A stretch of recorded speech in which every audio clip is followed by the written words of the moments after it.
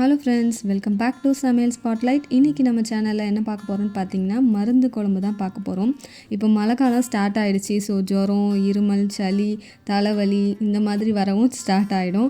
இதுலேருந்து நம்மளையும் நம்ம குழந்தைங்களையும் நம்ம சேஃபாக வச்சுக்கணுன்னா நம்மளோட இம்யூனிட்டியை வந்து பூஸ்ட் பண்ணணும். ஸோ இந்த மாதிரி செலவே இல்லாமல் வீட்டிலையே நம்ம இந்த மாதிரி குழம்பெல்லாம் செஞ்சு கொடுத்தோன்னா நம்ம இம்யூனிட்டியை பூஸ்ட் பண்ணலாம். இதில் நம்ம வந்து பூண்டு, ஓமம் இதெல்லாம் சேர்த்துருக்கிறனால இது டைஜஷனுக்கும் ரொம்ப யூஸ்ஃபுல்லாக இருக்கும். நம்ம முன்னோர்கள்லாம் பார்த்திங்கன்னா தலைவலி, ஜுரம், இருமல் இதெல்லாம் வந்து அவங்க உடனே ஹாஸ்பிட்டல்லாம் போகவே மாட்டாங்க. டக்குன்னு வீட்டில் ஒரு கஷாயமோ இல்லை இந்த மாதிரி மருந்து குழம்போ அப்படி தான் செஞ்சு சாப்பிடுவாங்க.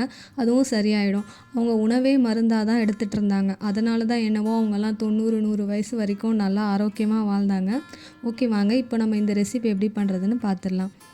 அதுக்கு ஃபஸ்ட்டு ஒரு பேனில் 1 டேபிள் ஸ்பூன் அளவுக்கு மிளகு, 1 டேபிள் ஸ்பூன் அளவுக்கு ஜீரகம், ஒரு 2 டேபிள் ஸ்பூன் அளவுக்கு தனியா அதாவது கொத்தமல்லி விதை, 1 டேபிள் ஸ்பூன் அளவுக்கு ஓமம், ஒரு அரை டேபிள் ஸ்பூன் அளவுக்கு கடுகு, ஒரு 3 காஞ்ச மிளகா கொஞ்சம் கம்மியாகவே சேர்த்துக்கலாம். ஏன்னா இதில் மிளகு, இஞ்சி எல்லாமே சேர்க்குறனால காரம் ஜாஸ்தி ஆகிடும்.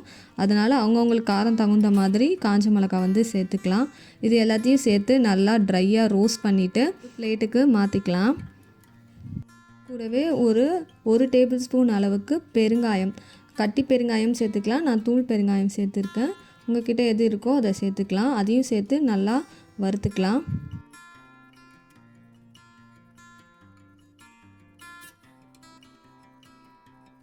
அதே பேனில் ஒரு கைப்பிடி அளவுக்கு கருவேப்பிலை சேர்த்துக்கலாம். இதை நல்லா கழுவி காய வச்ச கருவேப்பிலை அதையும் சேர்த்து இது நல்லா ட்ரையாக ரோஸ்ட் பண்ணிக்கலாம். இது நல்லா மொறுமொறுன்னு ஆகிற அளவுக்கு ரோஸ்ட் பண்ணி எடுத்துக்கலாம்.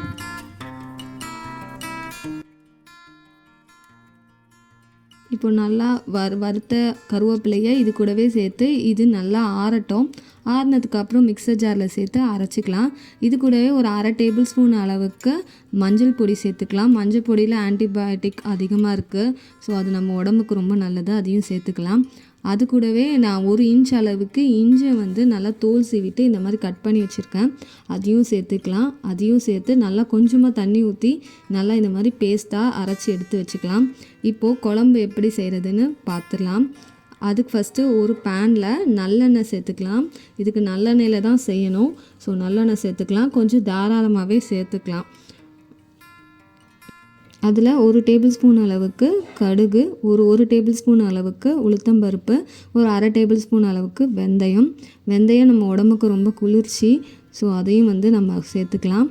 அது கூடவே ஒரு கைப்பிடி அளவுக்கு பூண்டு வந்து உரித்து வச்சுருக்கேன். ஸோ அதையும் சேர்த்துக்கலாம்.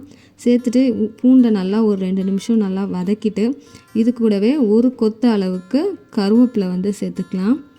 இது கூடவே நம்ம வெங்காயம் வேணாலும் சேர்த்துக்கலாம். நான் வந்து வெங்காயம் சேர்க்கல. வேணும்னா சின்ன வெங்காயம் வந்து சேர்த்துக்கலாம். இது கூட நம்ம அரைச்சி வச்சுருக்கிற அந்த பேஸ்ட்டையும் வந்து சேர்த்துக்கலாம். சேர்த்துட்டு இதை நல்லா வதக்குங்கணும். வதக்குனதுக்கப்புறம் இதுலேருந்து எண்ணெய் பிரிஞ்சு வர வரைக்கும் ஒரு 5 நிமிஷம் வந்து நல்லா வதக்கணும். இதில் நம்ம பூண்டு, இஞ்சி, ஓமம் இதெல்லாம் சேர்த்துருக்கிறனால சளி, இருமல் அதுக்கு மட்டும் இல்லாமல் அஜீரண கோளாறு இருக்குது. இப்போ நம்ம சாப்பிட்டது நெஞ்சிலே நிற்கிற மாதிரி இருக்குது, வயிறு உப்புசமாக இருக்குது. ஸோ அந்த மாதிரி டயத்துலேயும் இந்த மாதிரி வந்து இந்த குழம்ப செஞ்சு எடுத்துக்கிட்டோன்னா அது உங்களுக்கு கொஞ்சம் குறையிறத நீங்கள் ஃபீல் பண்ணலாம். இப்போது இது நல்லா எண்ணெய் பிரிஞ்சு வந்துடுச்சு. இந்த ஸ்டேஜில் நான் ஒரு நெல்லிக்காய் சைஸுக்கு புளி ஊற வச்சு அதிலேருந்து தண்ணி எடுத்து வச்சுருக்கேன். புளி கரைச்சல் எடுத்து வச்சுருக்கேன். அதையும் இது கூடவே சேர்த்துக்கலாம். புளி வந்து ஜாஸ்தி வேண்டாம். ஒரு நெல்லிக்காய் சைஸ் சின்ன சைஸ் இருந்தால் போதும். ரொம்ப புளி இதில் சேர்க்க வேண்டாம். சேர்த்து எல்லாத்தையும் நல்லா கலந்ததுக்கப்புறம் இதுக்கு தேவையான அளவுக்கு உப்பு சேர்ந்து நல்லா கலந்துட்டு இதை ஒரு மூடி போட்டு ஒரு 15 நிமிஷத்துக்கு நல்லா பச்சை வாசனை போகிற வரைக்கும் நல்லா கொதிக்க வைக்கணும். கொதிக்க வச்சு எண்ணெய் நல்லா பிரிஞ்சு வரும். அந்த ஸ்டேஜ் வரைக்கும் இதை நல்லா கொதிக்க வைக்கணும். இப்போ நம்ம இதை மூடி போட்டு மூடி வச்சிடலாம். ஒரு 15 நிமிஷத்துக்கு வெயிட் பண்ணலாம்.